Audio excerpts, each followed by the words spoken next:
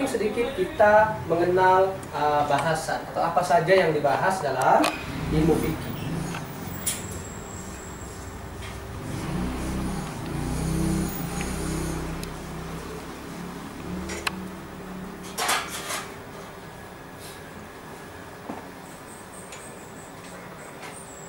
Bahasan dalam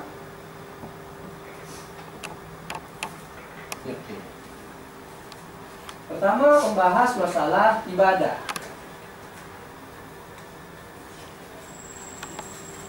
Nah, ibadah ini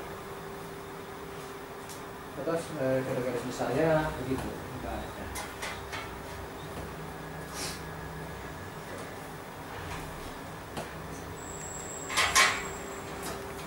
Ibadah dan ada muamalah.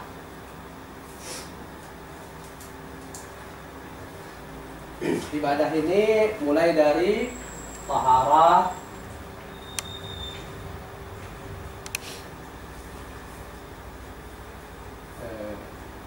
sholat, zakat, puasa, haji, penyelenggaraan jenazah.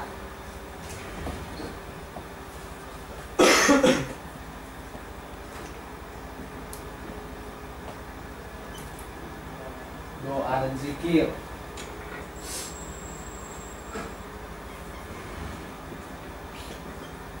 Amalan ini ketika biasanya kalau dalam sebuah kitab fikih bahas ini dulu, baru kemudian masuk pada bab muamalah.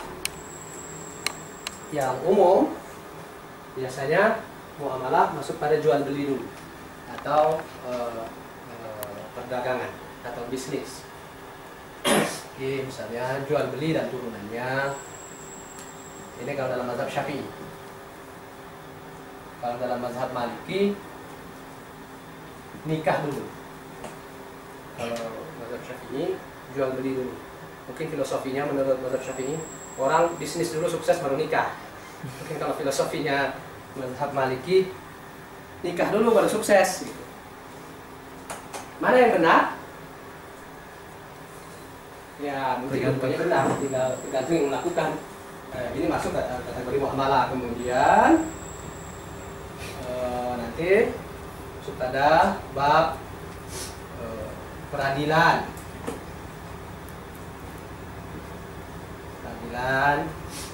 politik,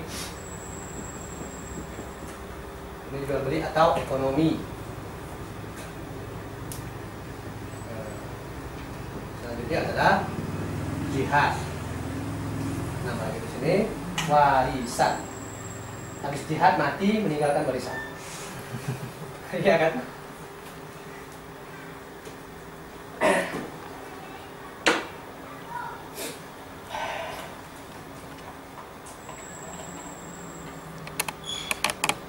Nah, dari kesemua itu, kesemua baik bahasa yang mencakup ibadah maupun muamalah. Ibadah itu artinya hubungan kita dengan Allah. Kalau muamalah hubungan antara kita dengan kita, antara sesama manusia atau hablum minan nas. Apa nanti yang akan membedakan secara prinsip? Begini, ibadah merupakan tata cara ritual yang dianut dalam tiap agama. Ada ibadah yang berbeda.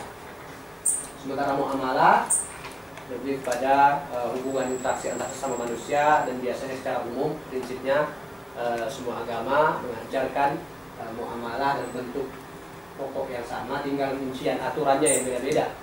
Misalnya nikah, ya di agama lain juga ada nikah, tapi peraturan atau rincian hukum-hukum nikahnya beda dengan Islam. Jual beli juga begitu, apa yang dihalalkan dan diharamkan. Dan semua ini tidak akan lepas dari yang dibahas dalam fikihnya adalah hukum, masalah hukum yang berkenaan dengan pembahasan soal ini. Dihapus dulu.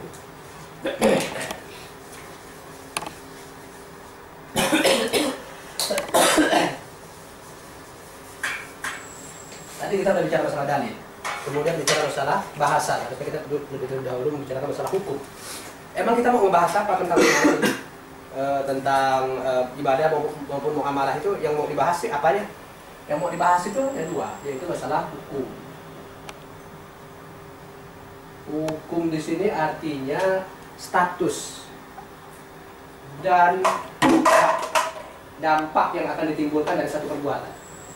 Dan hukum itu ada dua. Yang pertama disebut hukum wad'i, yang kedua disebut hukum taklifi.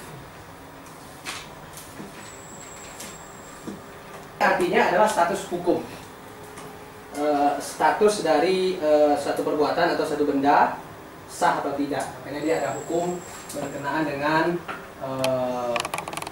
sahih, kemudian fasid, batil, ada namanya sebab, ada illat, ada sebab, illat, syarat atau rukun, ada mani', ada rukhsah, ada azim,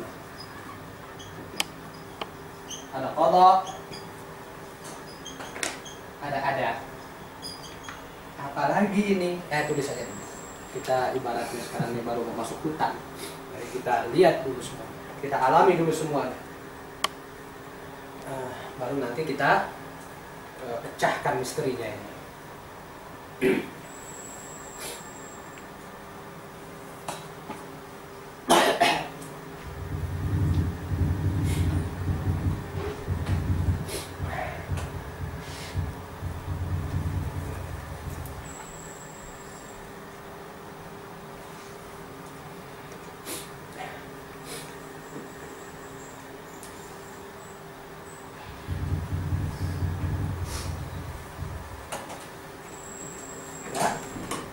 Apa sih yang maksudnya hukum wad'i ini?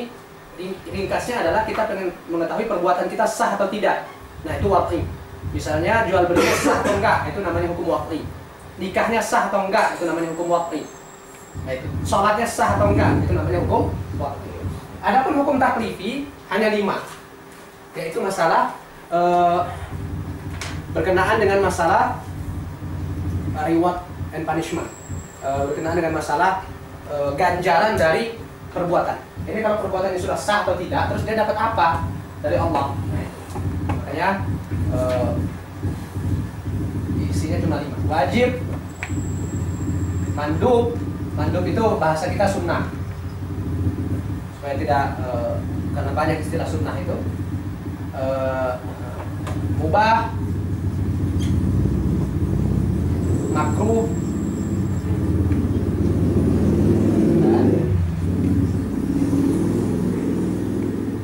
haram atau muharram. Haram saja, tapi apa?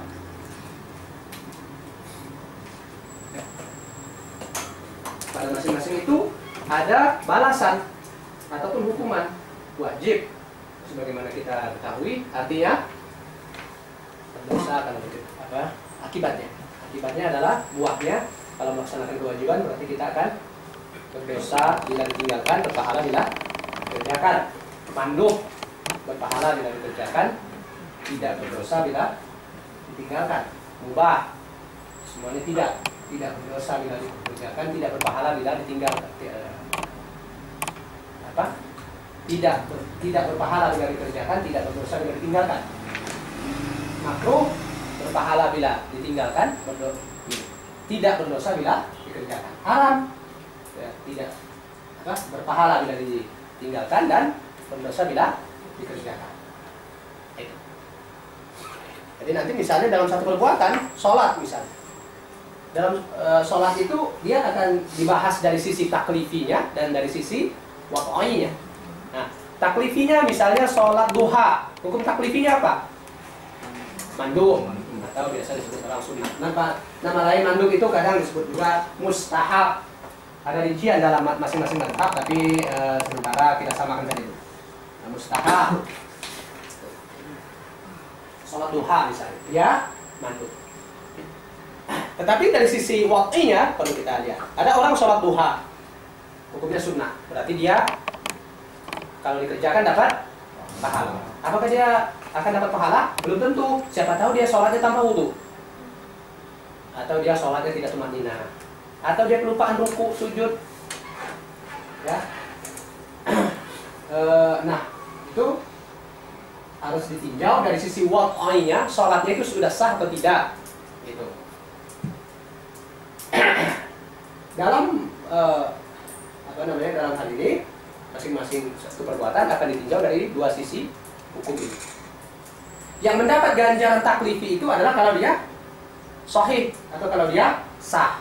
Kalau dia fasid atau batil, artinya tidak sah, maka dia tidak akan mendapatkan pahala dari sholat. Sholat misalnya, sholat wajib atau sholat dalam sebuah hadis yang terkenal dengan sebutan hadis musik sholat atau hadis orang yang sholatnya nggak benar, yang diriwayatkan oleh Bukhari oleh hampir semua imam, dari Abu Hurairah dan dari beberapa sahabat yang lain. Ada orang yang sholatnya disuruh ulang terus oleh Rasulullah SAW. Kenapa? Rasulullah mengatakan sholli fa innaka lam tusalli. Sholat lagi karena kamu belum sholat. Salahnya di mana? Ternyata dia sholat tanpa tumakninah. Dia sholatnya tumakninah itu artinya tenang sebentar. Habis sujud tenang sebentar. Jangan langsung sujud. Bahkan seakan belum menyentuh lantai sudah bangkit lagi. Itu tidak tumakninah. Berarti sholatnya yang tidak tumakninah itu dianggap tidak sah. Tidak sah dianggap tidak ada. Kalau tidak ada berarti dia tidak melaksanakan yang taklifi itu, dia belum dapat. Bahkan dia dianggap masih meninggalkan sholat. Itu dalam ibadah. Demikian pula dalam muamalah. Misalnya orang jual beli misalnya melakukan transaksi jual beli yang tidak sah, kurang rukun. Ya misalnya jual beli rumah dengan anak kecil umur 5 tahun atau dengan orang gila, maka jual belinya tidak sah. Atau membeli barang yang bukan milik penjual. Banyak itu terjadi, misalnya anaknya menjual barang punya bapaknya, belum diwariskan, belum dihibahkan, atau ambil dari surat. Nah, itu juga jual beli yang tidak sah kalau tidak disetujui oleh yang punya.